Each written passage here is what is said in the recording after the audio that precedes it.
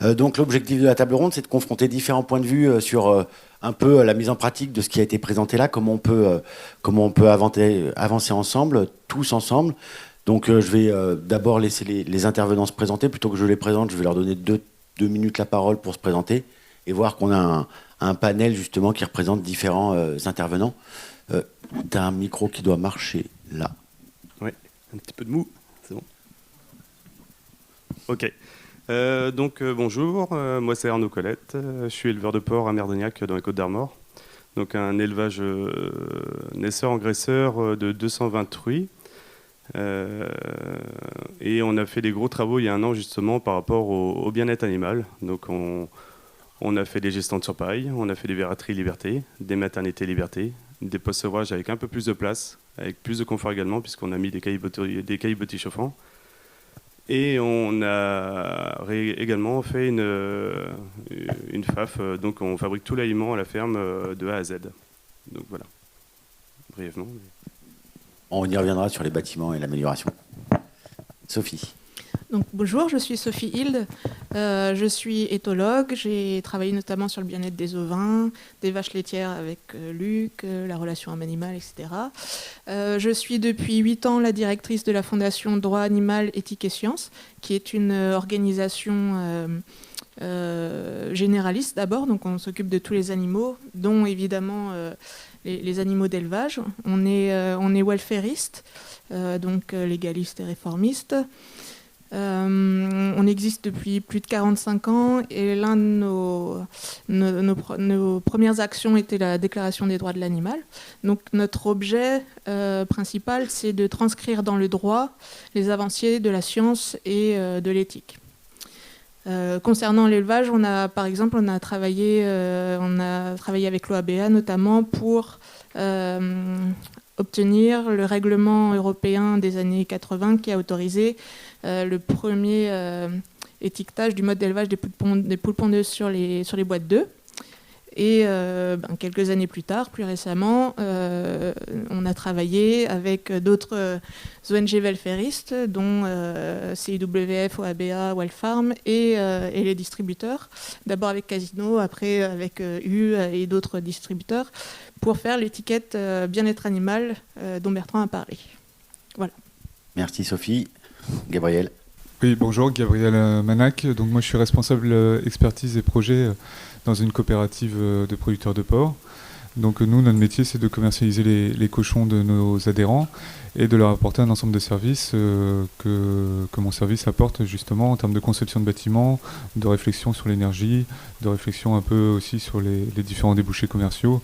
Donc ça, c'est notre mission de tous les jours. Et Bertrand ? Non, c'est bon. Donc moi, pour commencer, on a eu les présentations de Romain, de Yannick, de Bertrand. On a parlé beaucoup d'accompagnement d'éleveurs. Et je vais d'abord donner la parole à Arnaud, qui a modifié récemment son bloc maternité. La question, c'est un peu de savoir comment tu as été accompagné dans cette démarche, pourquoi tu as fait cette démarche, et qu'est-ce qui a sécurisé ta démarche ? Alors, tu dis accompagnement ? Ouais, comment tu as été accompagné ? On parle d'accompagnement serein, de dialogue.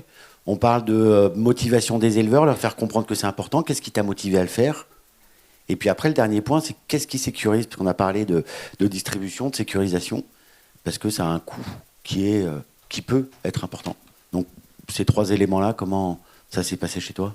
Ok. Eh bien, chez nous, initialement, donc, je me suis installé avec mes parents. J'ai racheté un élevage laitier pour m'installer, d'ailleurs. Il y a 5 ans. Et l'élevage laitier était vieillissant, le parc bâtiment port était vieillissant également. Deux départs en retraite, celui de mon père il y a 3 ans et le futur départ en retraite de ma mère l'année prochaine. Du coup, il y a une prise de conscience par rapport à tous ces facteurs-là. Et moi, je suis plus orienté en production porcine. Donc j'ai voulu refaire tout un parc bâtiment, 200 truies en 4 bandes. Et on a été attentif un peu aux attentes sociétales, dans les limites du raisonnable, parce qu'on ne peut pas investir à l'aveugle non plus. Ça, c'était pour le premier. Qu'est-ce que tu voulais me demander déjà ? Non, mais déjà, le premier, je trouve que c'est intéressant par rapport aux attentes sociétales, mais on fait un bâtiment à un instant T, oui, qui va être amorti sur un certain nombre d'années. Oui. Donc comment on se fait accompagner pour savoir que le bâtiment qu'on fait aujourd'hui, eh ben, il sera encore acceptable demain. Donc là, peut-être que tu as peut-être des éléments de réponse, Gabriel, comment vous accompagnez les éleveurs pour le choix que Arnaud il a fait, mais est-ce qu'il y en a d'autres qui le font et comment vous les accompagnez dans ce choix-là? Oui, bah c'est vrai que c'est la grosse difficulté pour nous, c'est vraiment d'être en amont au maximum sur les sujets, et à travers le LIT, c'est aussi une formidable occasion d'échanger avec les différentes parties prenantes et d'avoir cette ouverture. Et nous, ce qu'on cherche à réfléchir, parce qu'aujourd'hui sur un élevage de porc, on a plusieurs stades physiologiques, donc il faut pouvoir essayer d'anticiper au maximum. Un bâtiment, c'est 12-15 ans pour amortir, et une durée de vie de 30 ans ou 40 ans peut-être derrière. Donc il faut vraiment être en amont. Et qu'est-ce que je voulais dire Du coup, on essaye d'anticiper. Après, c'est vrai que la visibilité, c'est aussi nos partenaires de l'aval qui peuvent nous l'apporter aussi en fonction de leurs demandes, et d'essayer de contractualiser les débouchés pour pouvoir aussi sécuriser l'amortissement. Et d'ailleurs, c'est ce que Arnaud aussi a travaillé, quoi. Et donc ça, c'était une des autres questions. Comment tu as sécurisé le projet? Le projet, on l'a lancé en février 2019. Donc on a fait une table ronde avec le groupement, notamment par Amor, du coup, pour le citer. On a fait une table ronde pour voir si c'était faisable. Après, on a fait une autre étude économique qui était tout juste à l'équilibre. Donc ça passait, mais il fallait trouver quelque chose. Et donc on a trouvé un cahier des charges avec Carmenet, donc le collectif 2, donc une filière qualitative au bien-être.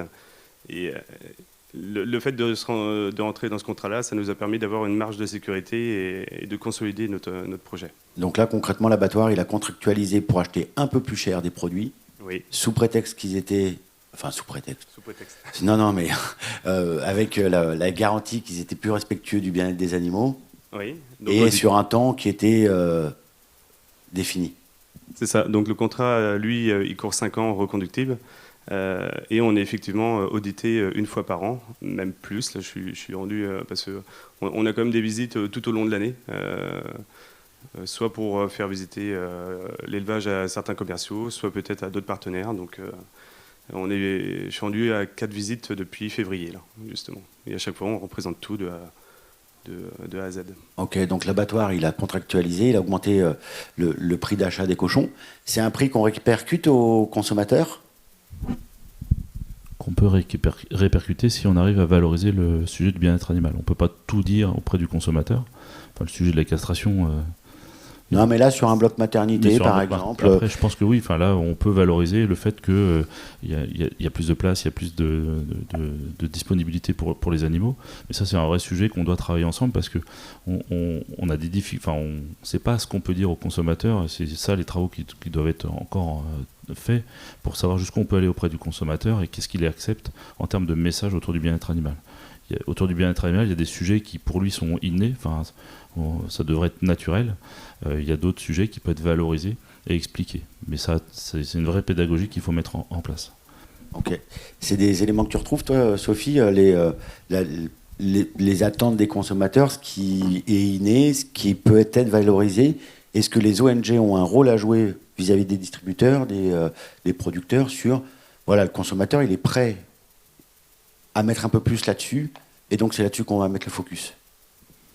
Alors il y a plusieurs choses. Il y a le fait effectivement que les gens ne savent pas vraiment ce qui se passe dans les fermes, et s'ils ne sont pas accompagnés, ils peuvent mal interpréter ce qu'ils voient, ce qu'ils découvrent la plupart du temps, à tort ou à raison, hein. Le rôle qu'on peut jouer en plus, les ONG, c'est un rôle de caution, on va dire, dans le sens où le consommateur, il va peut-être pas tout comprendre ce qu'il y a sur l'étiquette, mais s'il sait que l'étiquette a reçu l'aval des ONG, il va peut-être plus se dire, bon, c'est peut-être crédible, c'est peut-être pas que du marketing, et peut-être que je peux faire confiance à la lettre qu'il y a sur le produit. En tout cas, il y a une éducation à faire des gens. J'ai l'impression qu'ils sont de plus en plus intéressés par le sujet, pas seulement sur le bien-être animal, hein, sur l'environnement, sur la santé, etc. Après, évidemment, mon point de vue est biaisé.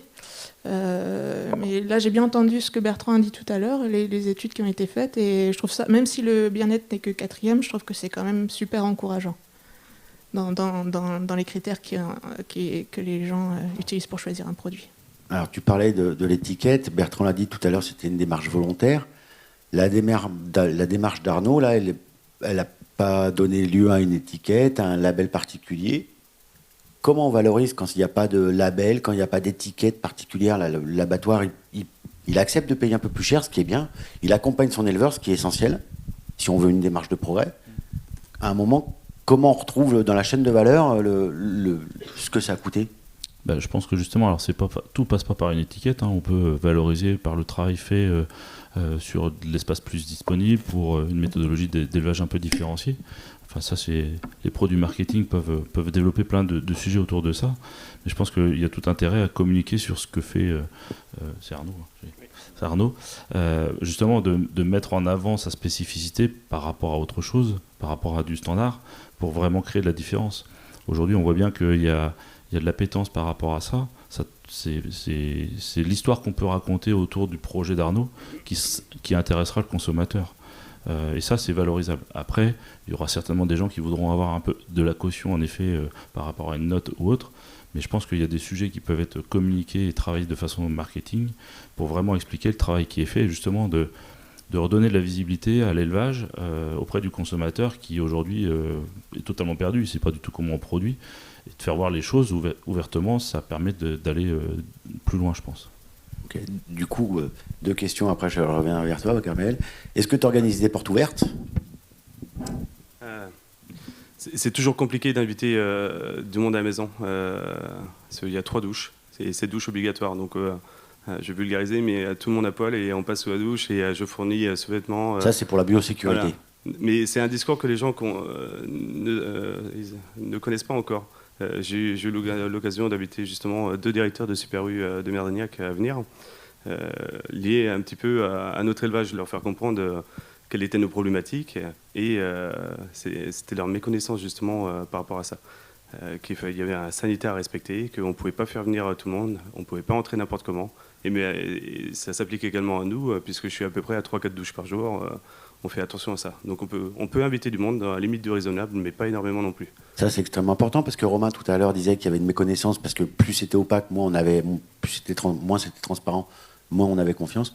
Donc effectivement, ça, c'est la biosécurité, je ne reviens pas dessus, hein, elle est nécessaire, absolument nécessaire. Mais il faut trouver des moyens de communiquer sur ce qui est fait quand c'est bien fait.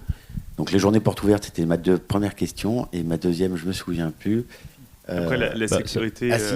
Non, ma deuxième question, c'était... Là, j'ai posé la question à Bertrand, comment on pouvait valoriser les améliorations qui avaient été faites auprès du consommateur. Est-ce que toi, tu as eu des gains de productivité, des chutes de productivité par rapport à ces améliorations-là? Est-ce que le fait que les cochons soient mieux, tu as eu une meilleure productivité ou pas?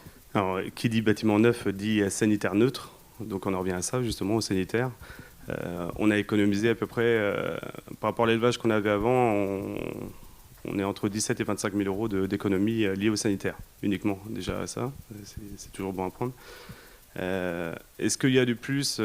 Certainement, oui. Après, le bien-être animal, c'est un levier de croissance. Donc, s'il y a plus de place pour le cochon, il va pousser un peu plus vite et il va partir un peu plus vite. Il ne faut pas oublier que c'est un peu on reste des chefs d'entreprise, hein, il faut que ça fonctionne et il faut que ça tourne, et le fait d'avoir plus de place, oui, ça... Donc ça peut un peu...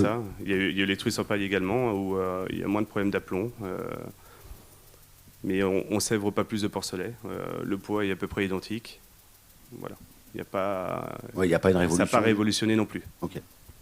Ça marche. Gabriel, il n'y a pas que les visites d'élevage, hein. On peut envisager, il y en a qui font ça très bien, des petits films. Non, tout à fait, c'est pour ça que je dis qu'il faut trouver d'autres moyens. Il peut y avoir d'autres moyens de communication pour justement faire voir la différence, que les animaux sont sur paille, il y a de la place et autres, pour justement faciliter le contact avec le consommateur. Et il y a plein d'agriculteurs qui essayent de montrer le métier tous les jours. notamment sur Twitter. Il y a les France Agri-Tutos qui font ça très très bien. Gabriel, est-ce que des éleveurs qui sont dans cette démarche, comme Arnaud, là, il y en a beaucoup, ou est-ce que, comme disait tout à l'heure Yannick, il y en a quand même un certain nombre qui ont peur, qui savent pas bien comment y aller, déjà au niveau de l'intention? Je ne parle pas forcément après de la mise en œuvre, parce qu'il y a une deuxième étape avec la mise en œuvre, mais déjà dans l'intention, est-ce que les éleveurs que tu côtoies, qui sont dans la coopérative, ils se disent « je sens qu'il faut y aller ». Bien sûr, aujourd'hui, il y aura une vraie prise de conscience sur le terrain. Quand on parle de projets bâtiments, les éleveurs évoquent de suite la mise en liberté des truies, la fin de la contention, parce qu'ils voient bien aussi les attentes du marché.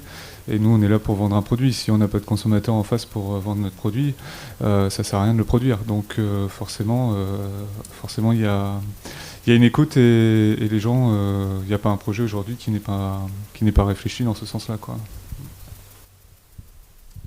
Et comment vous faites pour avoir les signaux faibles des attentes sociétales? Est-ce que vous appuyez sur les ONG? Est-ce que vous appuyez sur les enquêtes que fait la distribution? Sur le Lead Westerel? J'aurais envie de dire déjà que les signaux ne sont pas si faibles que ça. Ouais. Non, mais on a les signaux d'aujourd'hui, mais il faut aussi anticiper, parce que quand on fait un bâtiment qui fait 12-15 ans, il faut se dire, après-demain, moi je discutais avec Arnaud, il me disait, tout change vite. Tout change vite, et il ne faut pas que le bâtiment, demain, on lui dise... il faut que les truies elles aient 2 fois plus de place. Oui, et ça c'est. Enfin, on est très impliqués dans les différents groupes de travail, avec les associations, avec les distributeurs, avec nos abatteurs, nos transformateurs. Et on a aussi nos administrateurs qui sont dans des mandats politiques aussi, dans des discussions aussi au niveau de l'Union européenne, notamment sur les évolutions réglementaires par rapport au bien-être animal, parce qu'aujourd'hui on parle de plus en plus d'obligations réglementaires sur sur l'arrêt de la contention, notamment au niveau des maternités, des attentes saillies. Et du coup, on entend des chiffres, et c'est ça qui nous inquiète aussi, c'est qu'on nous parle de surface pour la truie en maternité, de surface disponible pour la truie, et c'est des choses qu'on n'a pas aujourd'hui. Quand on conçoit un bâtiment comme Arnaud, il est obligé de faire des choix techniques, des choix économiques. Et si demain on lui dit que c'est pas 6 mètres carrés 50 qu'il faut, mais 7 mètres carrés, évidemment, la vérité de hier n'est pas la vérité de demain. Donc on a besoin aussi de stabilité aussi sur ces... Et c'était tout l'objectif aussi au travers du LIT et de l'étiquetage bien-être animal, c'était de nous fixer un cap et qu'on sache qu'est-ce qu'il fallait faire, parce il nous faut du temps, hein. Vu la durée d'amortissement des bâtiments, il nous faut 10-15 ans peut-être pour renouveler tout le parc et s'adapter aux attentes. Donc voilà, je pense que je réponds à peu près à la question. Ouais, très bien, très bien, enfin de mon point de vue, très bien. Et Sophie, du coup, comment les ONG vous faites pour prendre en compte ce temps long, en même temps que l'attente de la sociétale qui est croissante, de vos attentes à vous qui sont importantes? Comment on fait pour gérer ça au niveau du ONG pour prendre en compte le temps long et qu'il ne soit pas trop long non plus?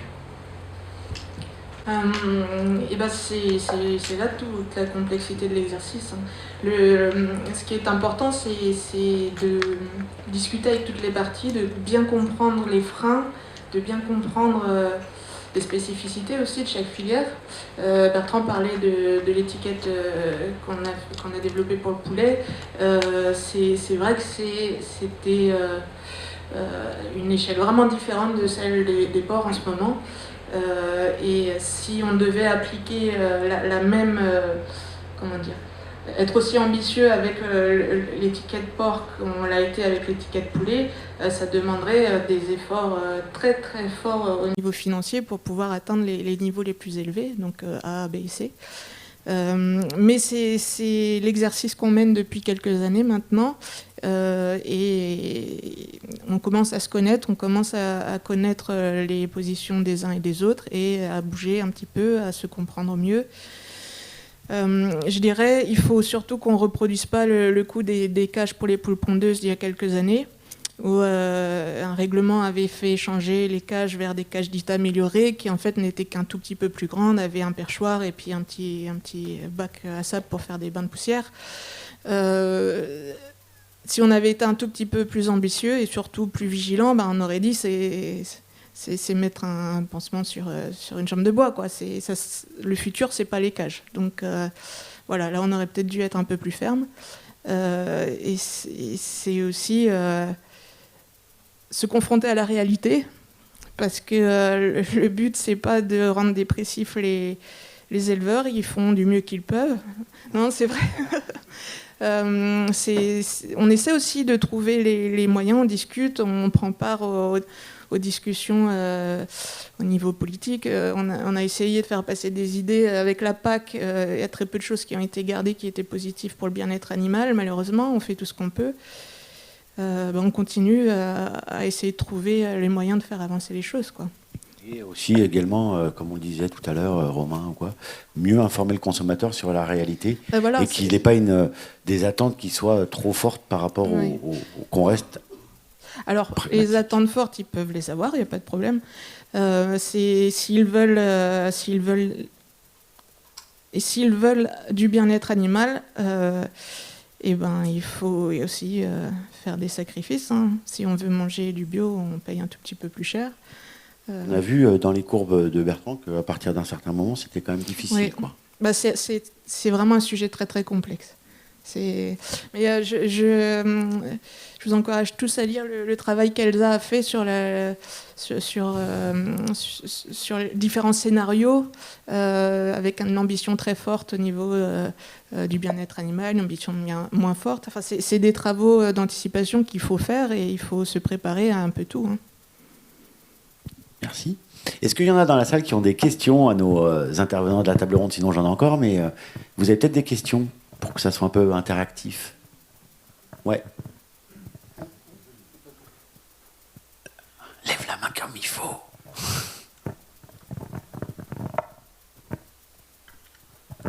Il est intéressant de mettre en place cette notion de bien-être animal dans les élevages, mais est-ce qu'il existe des organismes de certification ou de contrôle pour permettre vraiment que cette notion de bien-être animal ait une importance aux yeux du consommateur et que ça ne soit pas quelque chose juste pour vendre plus et en même temps pour aider les éleveurs pour que ça ne soit pas juste un contrôle mais une aide à l'amélioration. Ok. Qui répond? Arnaud, comment ça se passe les contrôles chez toi? Eh bien, c'est assez simple. Les contrôles, en fait, on met les classeurs sur la table et à partir de là, la personne qui vient auditer fait son contrôle. On n'intervient pas. Il regarde les animaux? Il regarde les animaux, évidemment, mais il y a une partie administrative. Non, mais t'as dit on met les classeurs. Donc, ouais, il y a une partie administrative. Il y a une partie visite également de l'élevage où ils vont vérifier qu'il y a bien 2 jouets dans chaque case, qu'il y a bien un abreuvoir. Au niveau alimentaire, qu'il y ait bien une traçabilité. Au niveau de l'emploi des antibiotiques, parce que ça peut arriver qu'on en utilise quand même, on peut en avoir besoin. Que tout soit bien indiqué. S'il y a un marquage d'un cochon, on peut dire dans quelle case il est, à quel moment il a été piqué. Pour faire simple, si demain j'ai un contrôle des DDPP et qu'ils me proposent une date dans 15 jours, je leur demande de venir dans l'après-midi. DDPP, c'est les services vétérinaires. Ouais. Direction départementale de la protection des populations. C'est tellement contrôlé que si on devait avoir un contrôle, autant qu'ils viennent tout de suite, parce qu'on est déjà clean. On peut avoir des choses qui traînent, ça peut arriver, hein, on n'est pas infaillible, mais on fait bien notre travail. Et est-ce que l'auditeur, après, il fait des recommandations d'amélioration? Oui, avec une date d'échéance.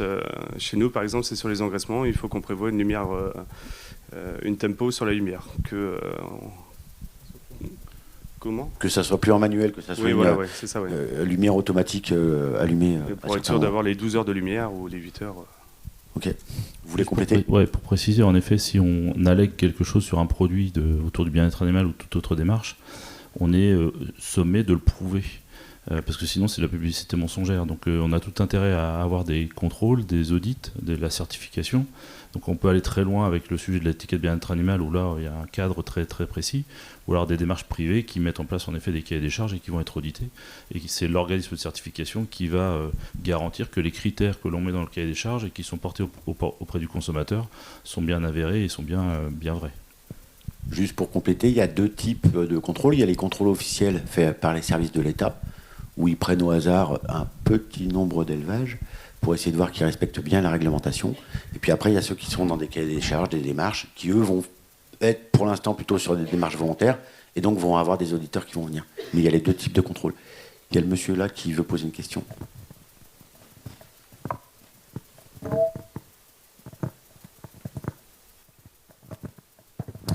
Oui, merci. C'est une question pour Sophie Hilde, je suis éleveur de vaches laitières dans le sud-ouest. Est-ce que tu ne trouves pas que c'est un peu embarrassant d'être toujours plus exigeant avec les éleveurs français sur ces normes-là de bien-être animal qui aboutissent au final par l'importation de toujours plus d'animaux de pays voisins puisque le portefeuille des consommateurs ne suit pas toujours? C'est une bonne question et c'est encore une fois la complexité de l'exercice. Là, on voit le gouvernement qui encourage absolument à manger français pour supporter les éleveurs français, et pourquoi pas. J'ai envie de dire, le reste du monde bouge aussi. Bon, déjà en Europe, c'est les mêmes règles qu'en France. Donc voilà, l'Europe, c'est assez égalisé, même s'il y a des différences des fois dans les contrôles et les choses comme ça, mais bon, bref. Après, les autres pays bougent aussi. C'est plus ou moins long, c'est plus ou moins ambitieux, c'est plus ou moins crédible. Et puis, deuxièmement, bon, on peut être aussi les modèles, et j'espère qu'avec une meilleure information, une meilleure éducation, les consommateurs, en tout cas une plus grande proportion qu'aujourd'hui, vont peut-être orienter un peu mieux leurs achats en comprenant que non seulement c'est un prix peut-être un peu plus élevé, mais c'est des externalités positives, quoi. Mais voilà, on est exigeant parce que il y a une définition du bien-être animal. Nous, si on dit que quelque chose est bien alors que ça c'est pas au niveau, on perd notre crédibilité, on perd notre caution, la confiance que les gens ont en nous. Et une partie des consommateurs. Et une partie des consommateurs qui sont déjà très très méfiants quant aux allégations qui existent. Donc l'exigence, on ne peut pas trop revenir dessus. Après, l'information des gens et leur expliquer avec pédagogie ce qui se passe quand ils achètent tel ou tel produit et en quoi c'est positif, non seulement pour l'éleveur, mais aussi pour l'environnement, pour la société en général. Peut-être là où on peut un peu travailler, quoi. C'est une vraie, je me permets de compléter, c'est une vraie question. Hein. C'est la question prioritaire. On en parlait avec Gabriel. On ne maîtrise pas le marché.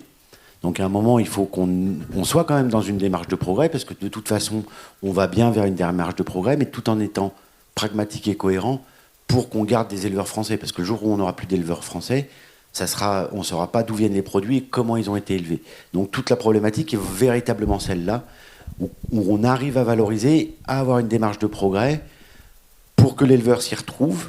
Et souvent, le bien-être animal et le bien-être de l'éleveur sont souvent liés. En vache laitière, ça se voit bien dans la relation humain-animal. Et que les contraintes ne soient pas trop fortes sur les éleveurs pour pas que demain, on n'ait plus d'éleveurs du tout.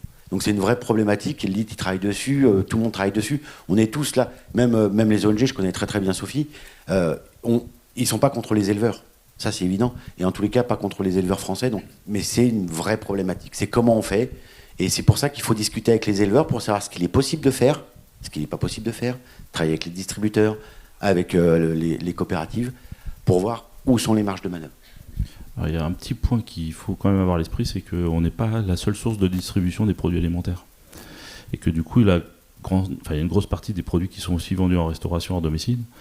Et c'est là aussi où on a, en tant que consommateur, du travail à faire, parce que là, on est très peu exigeant sur la provenance des produits. En termes de volaille, je défie quiconque trouver un produit étranger dans les distributeurs français, dans les magasins, ou très peu. En revanche, en distribution hors domicile, là, c'est un peu n'importe quoi. Donc, en tant que consommateur, on a des choses à faire. On devrait être beaucoup plus revendicatif par rapport à ces modes de restauration alternative que l'on est exigeant vis-à-vis de la distribution, et à juste titre. Vas-y. Oui, je voulais ajouter j'ai parlé des consommateurs, mais il y a d'autres choses. J'ai parlé aussi de la PAC, j'ai parlé avec nos collègues d'autres ONG. On rencontre les ministres, on rencontre les ministères, l'administration, on rencontre au niveau national les parlementaires. On essaie aussi d'agir lorsqu'il y a des traités de libre-échange qui sont discutés. On essaie aussi de faire adopter des mesures miroirs, des choses comme ça. Il y a beaucoup de moyens d'agir et j'ai l'impression que le sujet fait bouger un peu les choses. Et on l'a vu dans certains traités de libre-échange, ou même au niveau de l'OMC, des décisions qui ont été rendues qui étaient un peu inhabituelles en faveur du bien-être animal, quoi. Donc voilà, on tape à toutes les portes, on essaie d'être réaliste, en sachant que l'éleveur il peut pas changer du tout au tout en 24 heures, et que d'ailleurs il rend un service à la société et que en ce sens il peut être soutenu. Il y a des soutiens qui existent, il y en a beaucoup, et il faudrait peut-être penser à les réorienter vers ces éleveurs-là qui anticipent mieux le futur et qui pèseront moins sur la société dans le futur, quoi. Merci Sophie. On va prendre une question. Alors pendant que le micro va jusqu'à là-bas, OMC, Organisation mondiale du commerce, clause miroir, c'est-à-dire que les produits qui sont importés ont les mêmes contraintes que les produits qui sont chez nous. Merci. Mais pour l'instant, ça ne marche pas tout à fait. Bonjour, merci. Ma question, c'était, on parlait un peu du rôle de la Fondation Droit Animal sur la PAC, etc. Et en fait, je voulais vous demander si vous saviez ce qui se passe autour de nous, notamment en Europe, sur le bien-être animal. Est-ce qu'il y a des pays qui sont plus avancés? J'imagine qu'il y en a qui le sont moins. Mais est-ce qu'il y en a qui sont plus avancés? Je n'ai pas d'exemple précis, mais il me semblait que l'Allemagne, par exemple, sur d'autres filières que le poulet, avait déjà avancé sur de nombreuses normes et sur les étiquetages, etc.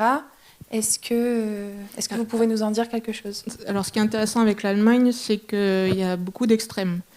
Donc, ils ont ce qu'on appelle ici un peu, le terme qui ne plaît pas du tout aux agriculteurs, des fermes usines. Ils en ont beaucoup, qui sont beaucoup plus grosses qu'en France. Mais je pense avec un effet un peu des opposés qui se renforcent les uns les autres, on a aussi des ONG qui sont très puissantes et qui vont pousser vers plus de bien-être animal, plus de règles, etc. C'est très très compliqué de comparer les pays entre eux, mais il y a une force motrice quand même qui existe dans ces pays-là. Oui, l'Allemagne, les pays du Nord un peu, qui sont assez connus pour ça, mais qui aussi sont les héros de l'élevage intensif, hein. Donc voilà, c'est très nuancé, quoi. Mais il y a une association à laquelle on adhère, qui est Eurogroup for Animals, qui regroupe, je crois, autour de 70 ONG européennes et qui travaille essentiellement au lobbying au niveau européen. Donc on suit dès qu'il y a des nouvelles lois qui sont en discussion, etc. On présente des dossiers, on explique, etc. Non, déjà, les directives européennes sont les mêmes pour toutes, pour les besoins de base. Puis après, effectivement, selon les pays, même en Allemagne, il y a des filières qui sont plus avancées, d'autres qui le sont un peu moins. S'il n'y a rien, on ne peut pas dire qu'il y a un pays qui est modèle et un autre qui n'est pas modèle. En Allemagne, l'étiquette bien-être animal, ça fait 20 ans qu'elle existe. Mais ça rame toujours. Voilà. Donc on apprend de leurs erreurs pour avancer plus vite. Et une dernière petite question. Non, merci aux intervenants de la table ronde.